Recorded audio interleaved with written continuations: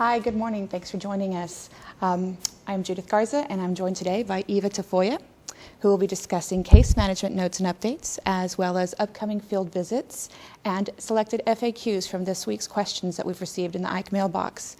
We also have with us today Nicholas Bilka, who will be discussing the handling of congressional inquiries and media cases, as well as findings from recent IG reviews of files that have taken place, IRT exemptions, and he will be here to answer any policy questions you may have or any program questions you may have. But first, I'd like to start with an update on DHAP-Ike and where we are with our numbers. Total universe of applicants ever referred, or households and families ever referred to DHAP-Ike from FEMA is 51,857. Our current Case A families, or families currently actively participating in DHAP-Ike, are 7,431. Of those, 679 have been identified as being elderly, and 1,984 have a self-reported disability. Also of that 7,431, we have 5,985 families who are under an IRT exemption, and 1,158 families who report no income. This number's gone up from 18. It's gone up 18 as of last week. The 7,431 families that we have break down as 5,140 in Texas, 2,264 in Louisiana, and 27 in the outside states which are participating. And that would be states like Georgia, Oklahoma, I'm blanking for a second here, I'm sorry, but other states that are participating with this. Pardon me if I've omitted your states. An update on calls and activities that we're reaching out to the PHAs about. We are going through data cleanup at the moment, and this means essentially that OFORI will be contacting you with questions or issues that we find in DIS. This includes anything that may be an applicant or an individual's case or file that may be requiring additional information, may not be incomplete, or the information may be inconsistent. Inconsistent information could vary from income that changes but no explanation's been given, or head of household changes, or notes that are in the system that don't quite match up with notes that are in the file. So if we reach out to you, please respond as promptly as possible so that we can clean up these errors. And again, OFORI contractors who are in the field, and that would be Val Brown for Texas and Sean Cunningham for Louisiana, will be reaching out to your PHA to work with you and ask you about any of these cases that may have these issues.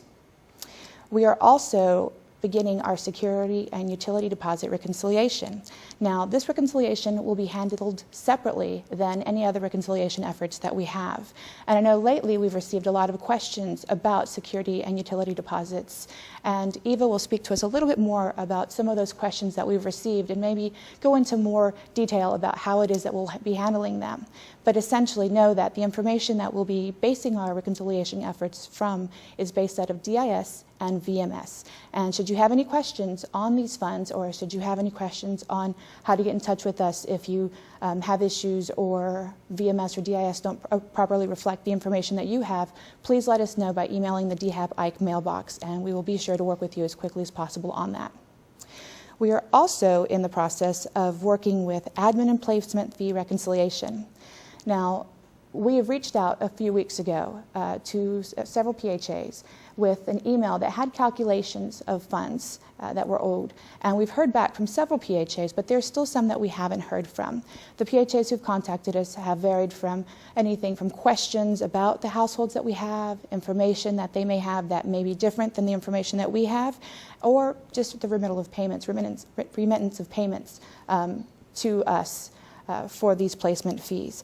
Should you have received a letter and you don't exactly know what to do with it or how to proceed, please reach out to the DHAP-Ike mailbox and send us your questions, and we will get in touch with you and we can discuss these funds.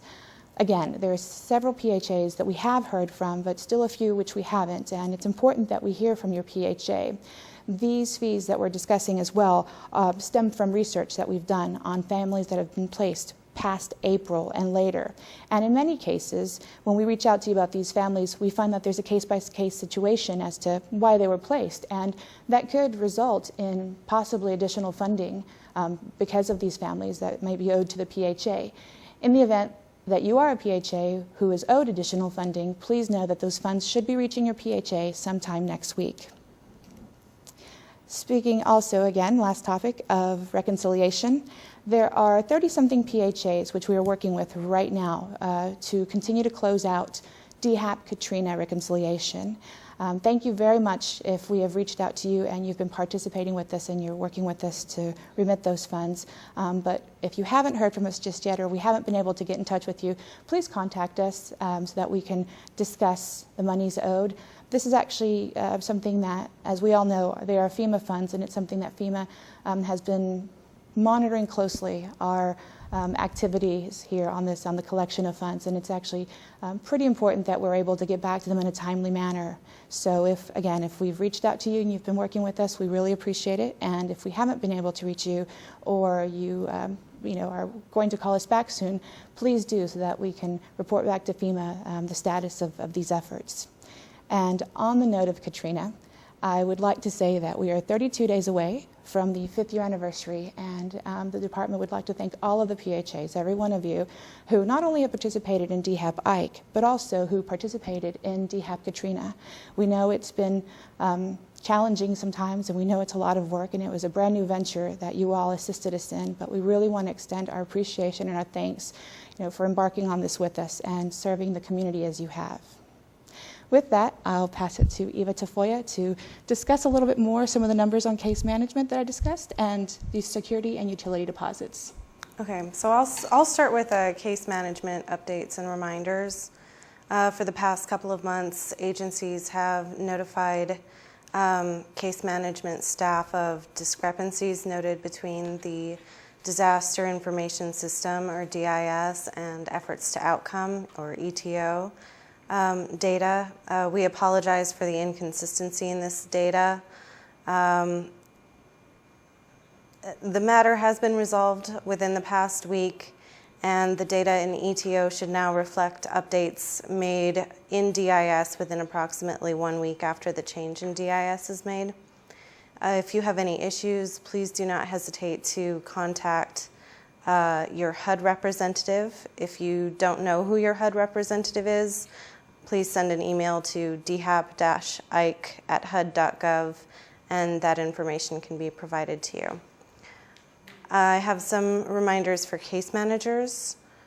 Case managers are required to input case management services data into the case management tracking system. The data includes needs assessments and reassessments, certification that family obligations and ROIs have been signed, individual development plan or IDP, goals and target dates, progress in meeting IDP goals, program and service referrals, including enrollments, completions, and resident outcomes, level of effort by the case manager, such as the number and types of contact with the families, and adhering to triage contact frequency requirements. Case managers must ensure that all of the required data input into the electronic files is also documented in the physical files. In particular, all hard files should contain a copy of the IDP, and it should be signed. Also, please review and update closed cases or pending closed cases to guarantee a final housing status, including any final notes, to make sure that those have been entered into the software. If the case is closed and a case manager is unable to retrieve a case, the point of contact can provide access to enter the final disposition of the case. Please make complete and update the status of all referrals and include the final disposition of the referral. Please make certain that notes logged in ETO are accurate. During some reviews, cases have been found to have minimal data in the record efforts section, For instance, a contact may be logged as a 60-minute phone call, but there is only one sentence outlining the nature of the contact. When a reassessment is completed, this can be logged as an effort as well. Also, please complete all required client reassessments. As we have mentioned in the past, please continue to update income information in the ETO system. Please ensure that the income data is accurate as well. These numbers are used to prepare area median income summaries on the Ike participant population. During the upcoming months, HUD will be using the demographics contained in the system to make projections based on the needs of the program participants identified by case managers in the ATO system. I have some updates and reminders for grantees. Grantees need to ensure that there is consistency between client tier levels and amount of service contact. Please make sure that the number of contacts made by case managers match the assigned tier level for participants.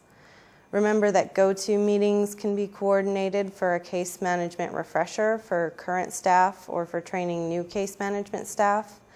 These meetings can be coordinated through your Information Pathways representative. Many PHAs are now making preparations for the end of the DHAP-Ike program. Where programs are shrinking and staff sizes are being reduced, please attempt to maintain the HUD designated caseload ratios, which are 1 to 50, and you'll need to redistribute cases as necessary.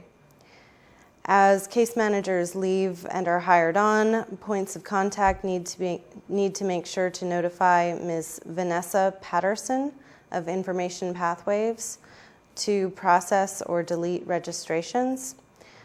Please make certain to approve new registrants in a timely manner. If you are unfamiliar with the registration process, please refer to Section B of PIH Notice 2008-45 for instructions. Given that the program is soon coming to a close, agencies should turn their attention to closeout activities and record keeping. Although ETO is designed to essentially be a paperless system, grantees may want to maintain a certain degree of paperwork for their records or for any independent audits that may be coming up. Once DHAP-Ike is over, agencies will not have access to ETO. Grantees have the capability to save ETO data and export it to a variety of different programs. Some grantees had outside contractors providing case management services. It is important that once the program is complete, case management data be remitted to the PHA. At this point in the program, it's probably a good idea to establish a file transfer protocol from case management contractors to the PHA. Moving away from case management, we have had several questions recently in the DHAP-Ike mailbox about security deposits, and we've updated the FAQs to reflect those issues. So one question we've had is, when a family is terminated off the program because of failure to meet family obligations, etc., can the PHA ask for the security deposit? The answer is no. The PHA cannot ask the family for the security deposit. The family is not party to the security deposit transaction, as it is between the landlord and the PHA, not the tenant. Security deposits are only released when the family vacates.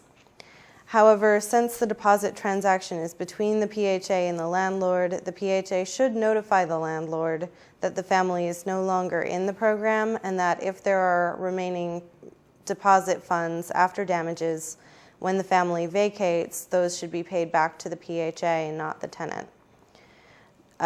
Please note that most leases and state and local laws cover when and how the deposit is released, and for this reason, the PHA should not request payment from the family. The same holds true for utility deposits. We've had a question: can families be forced to pay security and utility deposits once they have graduated from the DHAP-Ike program? The answer is PHAs are using FEMA funds paid for security and utility deposits on behalf of the family. Families cannot be forced to pay such deposits just because they graduate from the program, are terminated, EOP'd for family obligations, or the program simply ends and they still reside in the unit. because the landlord or the utility company still has the funds. Until the family vacates the unit, the landlord or utility company is not required to return such funds. Another question is, does DHAP-Ike pay for damages to a unit? If not, what monetary recourse does the landlord have against the tenant, especially if the owner has no forwarding address for the tenant? The answer is the owner may withhold under the terms of the lease and state and local law any amounts from the security deposit to cover damages to the unit. If the owner chooses to withhold amounts from the security deposit to cover damages to the unit, the owner must withhold any amounts first from the tenant portion, if any, then from the security deposit assistance provided by the PHA on behalf of the family. The owner must give the tenant and PHA a list of items charged against the security deposit and the amount of each item. Beyond these provisions, DHAP-Ike does not pay for any damages to a unit. Finally, another question we've received is, who should PHAs remit deposits to as the DHAP program comes to an end and deposits are received back? As PHAs receive funds back, they should remit to HUD or FEMA. HUD or FEMA will establish a miscellaneous account to collect these funds. If you have further questions, please don't hesitate to contact the DHAP-Ike mailbox, and we'll get you a response as soon as possible. Finally, a brief notice that we have several upcoming field visits planned, several in the next month, probably focusing on Texas and Louisiana, but possibly other places as well, and then several others down the road. We'll be calling to set up these visits. So we look forward to seeing these PHAs soon. With that, I'll turn it over to Nick. Thank you, Eva. Recently, the IG spoke to DHAP's, HUD IG spoke to DHAP staff about the results of reviews that they conducted at various PHAs that participate in the DHAP-Ike program. After reviewing a significant number of files, they raised to us many concerns that they had with some of these files. Out of the 68 files that they reviewed, they found financial payment errors in 27 of them, and 24 had documentation errors. So out of 68, 51 they found issues with. These problems included errors just related to customary program documentation issues, such as lack of documentation of the inspection in the file. In other words, there was no evidence that an inspection was done in some instances. In other instances, there was evidence an inspection was done and deficiencies were found and the unit failed, but the tenant occupied the unit and there was no evidence that a subsequent inspection was done and that these deficiencies were corrected. So if you have cases like that where that documentation is missing, you might want to place that in the file so that you can show that the tenant is living in an eligible unit. Other lack of foundational documents would be some that didn't contain leases that were signed by both parties, some that did not contain DRSCs that were signed by both parties or were signed well after the effective date by one of the parties. In some, there was no identification documents for the individual seeking assistance. Continued eligibility verifications were sometimes missing, untimely, unclear, or incomplete. Documentation of hardship exemptions were sometimes incomplete, incorrect, or missing.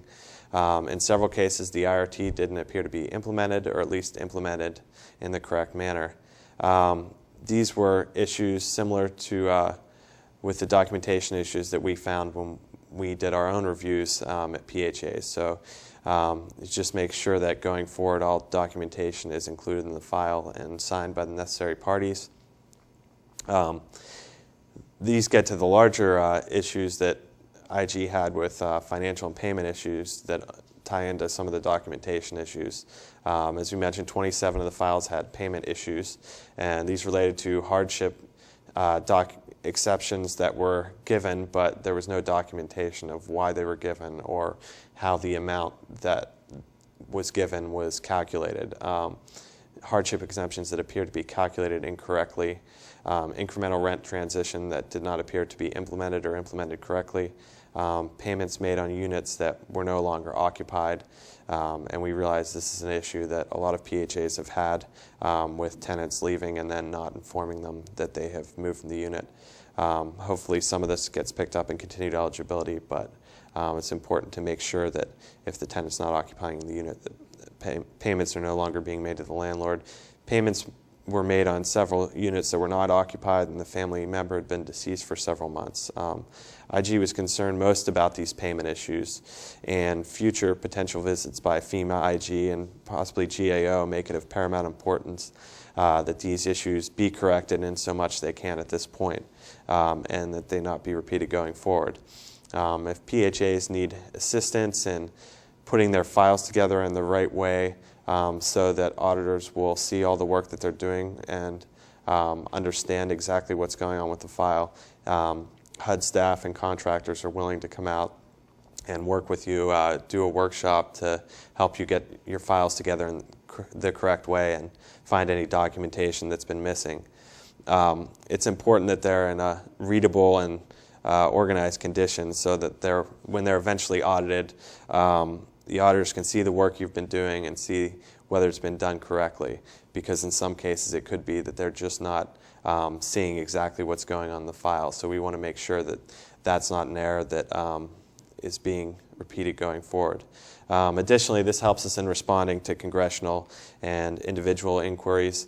When we receive these, we contact our PHAs to learn what's going on with the case, and sometimes the individual looking at the file wasn't the individual who originally worked on it.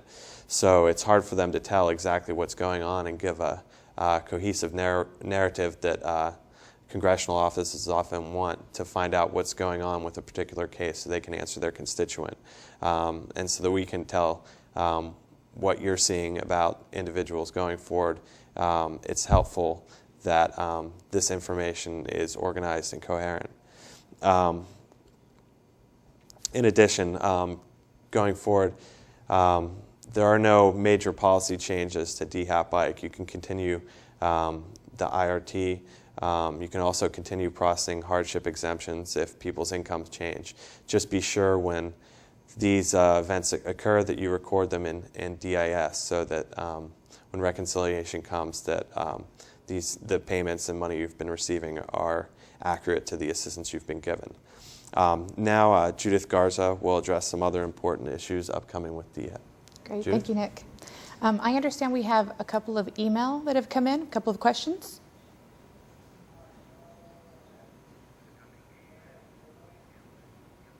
Great. Okay.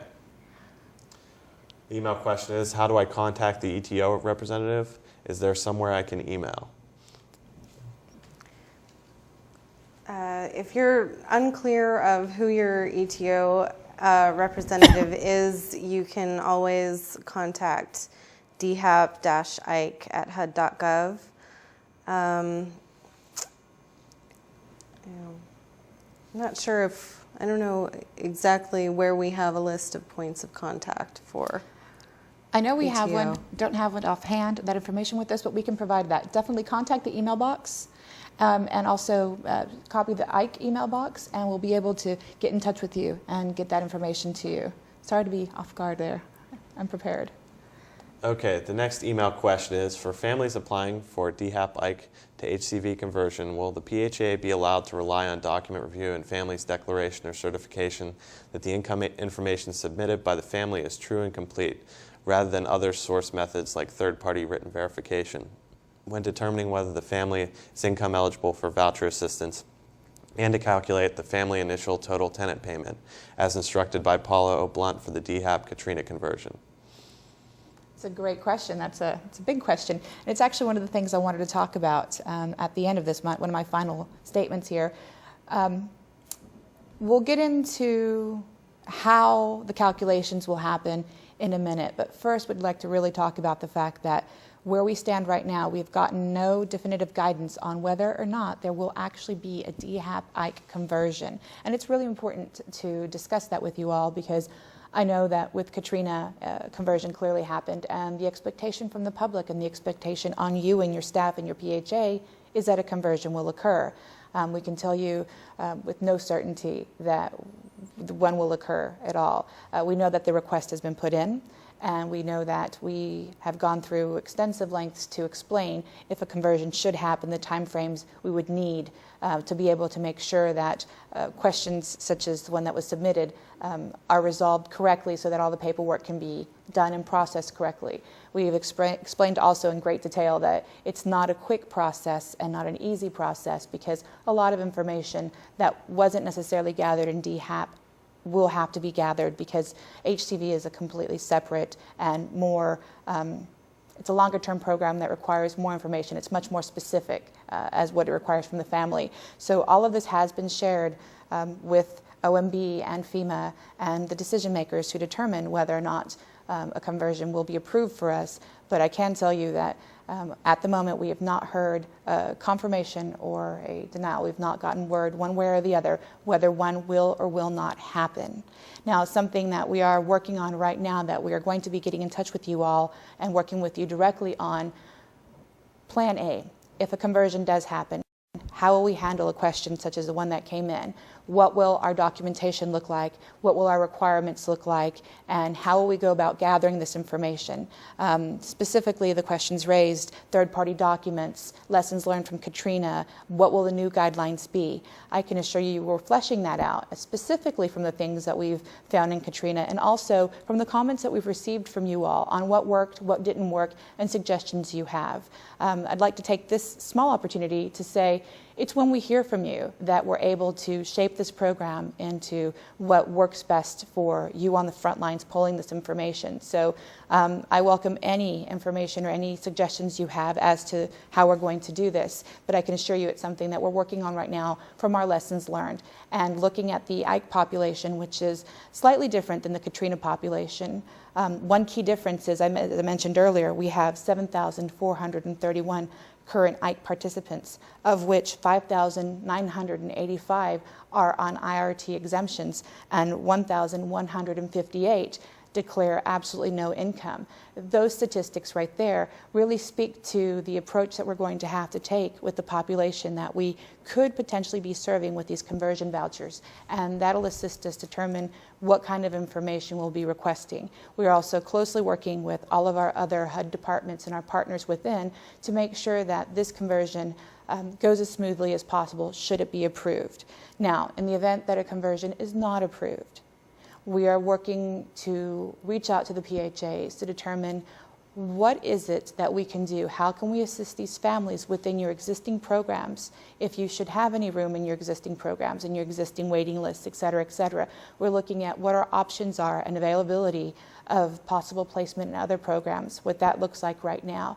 So it's something that if we haven't already begun reaching out to you, please know that we will be, because this information will be critical when deciding next steps. And again, since we have not heard about the appropriation and the approval of the appropriation for the conversion, we are currently looking at both options pretty seriously, both scenarios. And we don't expect to hear until maybe possibly October. We think that that might be sometime around the time that we hear the decision. That being the case, it's right around the corner, and while it's not a population the size of Katrina, it is a relatively large population still that we're going to actively work with you on to determine how we're going to handle them. Something else that we're currently looking into, which will be of interest to all of you, is the conversion fee and the earning of these conversion fees. Within the guidelines, you know, it stipulates or it explains that a conversion fee can be earned. We're working with FEMA to determine what will happen to this fee should there not be a conversion, should the work still go through, as mentioned in the email. It's a lengthy process. Will the PHA still be able to earn this fee? Once we get response back from FEMA and they concur with us that a fee could be earned or let us know that a fee cannot be earned, we'll let you know as quickly as possible so that that can help you determine what your next steps will be, and we can actually assist you in any way with the documentation. Now, all of this that we're talking about here and the fact that conversions are not easy in the sense that they require a lot of information gathering and a lot of documentation really goes back to what both Eva and Nick were saying about our field visits and coming out and helping you with your files. If you see that you do need help, please let us know. A couple of PHAs have already reached out to us and have asked that we come down and visit with them and do a mini workshop of sorts and work with them on their files and file completion or correction. If you see that this is going to be something that you need assistance with, please, now is the time to capitalize on that and let us know so that we can come down and pretty much get ahead of the curve should a conversion happen. We have another question. This question is, when I got into ETO, I don't see some port-in families. Who do I contact to get this family assigned in ETO? To that question, I would direct you again. I don't primarily work with the ETO, to contact the DHAP-Ike mailbox, and we will get you the contact information who you need to talk to get the family assigned in ETO. Do we have any more questions? Okay. I'm sorry. Who do I contact to get the family ported to my agency in DIS? If you have the point of contact, your portfolio holder point of contact, whether that be Nick, myself, Eva, Kasha, Yabo, Teresa, or Jessica Ewan, please contact them if you know who's directly assigned to work with you. But if you do not know who's directly assigned to work with you, please contact the DHAP-Ike mailbox and we'll make sure that we assist you with that. Okay, the next question is, does an information release need to be signed once per year, or is it okay to have just the first release of information? In most cases, the first release of information should suffice as long as all the information on there is correct and the family still consents to it. We have not had any reason to go back and request another one. Should we have that need, we'll let you know as quickly as possible, but this should suffice as long as all the information on there is completely filled out, it is signed by the family and dated, and all of the information pertains directly to the file and to DHAP-Ike. Okay, that was our last email question, and with that I'll cover two last bullets and wait for any additional questions that may come in as well. We understand that there has been a request for an extension on the THU families who are living in the THUs, and FEMA will be honoring that request for an extension. Now, in your communities, if you hear about this, please know that that is specifically an extension for families living in, residing in FEMA temporary housing units, the park models and mobile homes which have been placed throughout Texas and Louisiana. This does not in any way, shape, or form impact the deadline of October 31st for DHAP-Ike. Should there be an extension, we will notify you as quickly as possible, but as of yet, there's been no request for an extension of DHAP-Ike and no talk of the need for an extension for DHAP-Ike from either of the states who are currently actively participating in this. But if you do hear of an extension in your community, please know that it's an extension that has been requested of FEMA and will be granted for those individuals who are currently living in temporary housing units that have been provided by FEMA. And my last bullet is DIS upgrades. Now, we regularly receive suggestions to the DHAP-Ike mailbox and to the points of contact who work with the PHAs on how to make DIS better, or what works for them and what doesn't work for them exactly. And through these suggestions, we're able to make them to our developers, our DIS developers, and make the suggestions to them. And we've been able to determine that some of these suggestions that you have are so significant that they're going to try to put them in or place them in as quickly as possible. So once they're confirmed and once the updates are ready to be rolled out, we'll let you know and we'll give you screenshots and possibly a refresher course on DIS. But some of the things that we've been able to achieve because of the comments that you've sent us and because of your suggestions are better ways to search for individuals, households, and applicants. Some of you have talked about FEMA numbers, Social Security numbers, better ways to filter spelling errors, better reader ability for these screens, the DIS screens. Most people have commented to us about the flow and the information, the layout of the screen, how you read through it, and how easy it is to look at that information. And those are suggestions that we've made. Also, suggestions that you've made for rollbacks and for porting and assignments of families. Those are things that will be tweaked in the system, and we'll let you know as quickly as possible. A lot of the changes that come up are based on the frequency of times that we've seen them in the mailbox, or on the severity or impact of a suggestion that we get. So again, as with everything else, we welcome your suggestions and we thank you for them, because it's only through working with you, the end user, that we're able to make these suggestions and hopefully see change. We have another question.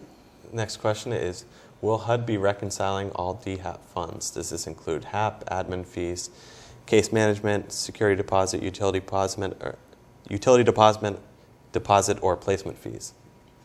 Yes, HUD is in the process. Great question. I touched on that at the beginning of this, and should probably go over it one more time.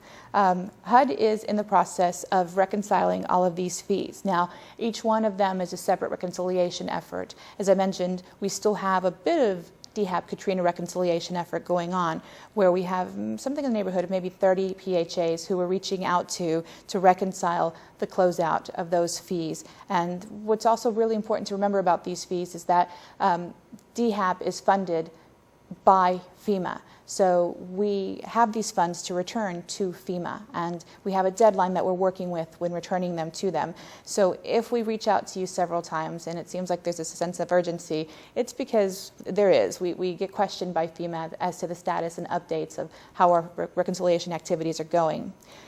We are also working on security and utility deposit reconciliations. That is starting right now, and you should be hearing from us. And in that situation, should you have information on deposits that have come back to you, or deposits that maybe you issued and you don't exactly know what to do next because the family hasn't worked out, hasn't quite moved out of that unit, please let us know, because that's a different reconciliation effort that's taking place, and with that, we'll be reporting that separately. The next one is admin and placement fee reconciliation. As I mentioned, this one was sent out in an email several weeks ago to PHAs, which had calculations and a letter within, and explained how we came about the amount owed and the calculation that was used there. In many cases, we've heard from the PHAs who've either had questions about the calculation, or maybe they had corrections to offer or an explanation for some of these cases. And in some cases, PHAs have simply agreed to the amount and paid the fund, or paid the amount that was owed. If you've received one of these letters and one of these calculation sheets, and you don't exactly know what to do next, or you haven't heard from us again and you have a question, please reach out to us, whether it be your portfolio holder, Nick, Eva, Kasha, Val, Jesse, Yabo, or myself, or whether it be the DHAP-Ike mailbox. Please get in touch with us, and we'll be happy to explain these fees and how we came about these calculations. And also know that these fees have come about through research on families that have been placed since April. Now, we, before the extension, asked for a list of families who would be placed later, and an entire list was provided by some PHAs, but some PHAs had people who were not on their lists and were placed anyhow. And in that situation, a case-by-case explanation as to how these families were placed is what we need. And it could result in your PHA receiving additional funds for these families that you've worked with.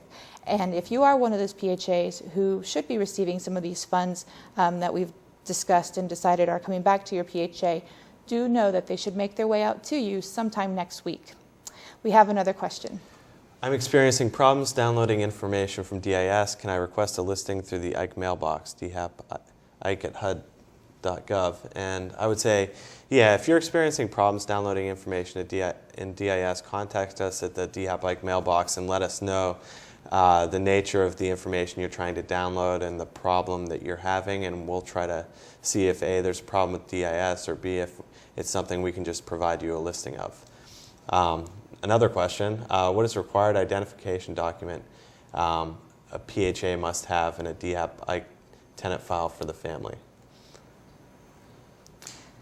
Driver's license, photo ID, state-issued license, state-issue ID, first and foremost. I know that at the beginning of a disaster, when we receive these families, a lot of them have gone through experiences or things where they may not have identification readily available. And in situations like that, exceptions have been made, and we've been able to get a little bit creative on what we need.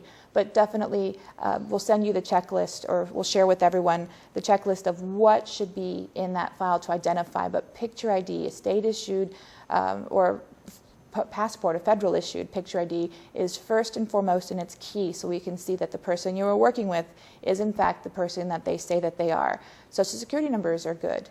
We require those as well. But again, we'll get out to you a list of what was accepted in the first couple of days of the disaster when individuals didn't have all this documentation, and what should actually be in there now. So we'll send that out to you after this broadcast. We got another question in. Is there a deceased tenant report for DHAP-Ike similar to the HCV program available to PHAs? This is something that the IG has contacted us about, and it's something that we're working on getting. It's not something readily available through DHAP, since you all know that DHAP is a FEMA HUD venture, and as such, we have very specific information sharing limitations and agreements to what can be shared there. So it's something that the IG has contacted us about, and it's one of the things we've discussed on possibly getting to it to assist you with that. So as soon as we have information on that, we definitely will, especially since it's something that HCV has. Another email question. We have a counselor who has attended the HECM training provided by NeighborWorks, but has not yet taken the AARP exam. Would our agency be eligible to apply for the reverse mortgage counseling supplemental portion? That's a great question. Unfortunately, it's not something that I believe we can probably answer at the moment. We'll have to actually research that and get back to you, but that's a great question. Thank you for bringing it up, and we'll take that down and make sure we get back to you on it. Great, okay, and I understand that that's the last of our questions. We've covered a lot of information today, and we really appreciate you calling in and getting in touch with us and asking us questions. And please, continue to do so. Reach out to us, reach out to the mailbox, ask as many questions as you can. And if you would like for us to come visit and work with you on files, please let us know that as well. If you are not Texas or Louisiana and you're one of the outside states that we're working with as well, first and foremost, we appreciate everything that you also do and that you continue to assist us with. And if you would like to see about possibly scheduling a visit, let us know. It's something that we can try and work into the schedule as well. As Eva mentioned, we're trying to make it out to all PHAs and assist you. And we really enjoy hearing from you all. So with that, I would like to thank both Eva and Nick. And thank you all very much for continuing to help us and help your communities, and for continuing to work with DHAP. Thank you very much.